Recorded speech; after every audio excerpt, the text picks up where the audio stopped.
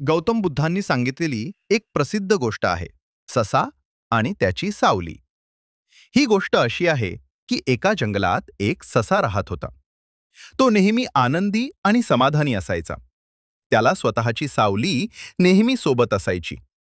एकदा त्यानं विचार केला की माझी सावली नेहमी माझ्यासोबत का असते? ती माझ्यापेक्षा मोठी का दिसते? असा विचार करत तो खूप अस्वस्थ झाला. त्यानं सावलीला विचारले, "तू माझ्यासोबत का असतेस?" सावलीनं काहीच उत्तर दिले नाही. मग तो धावत सुटला. पण सावली त्याच्यासोबत धावत होती. तो आणखी जोरात धावला. पण सावली त्याच्यासोबतच होती.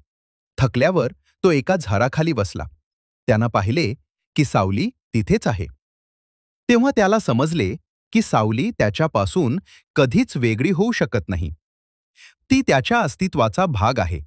या गोष्टीचा बोध असा आहे की आपण आपल्या भावना आणि विचारांपासून कधीही दूर जाऊ शकत नाही.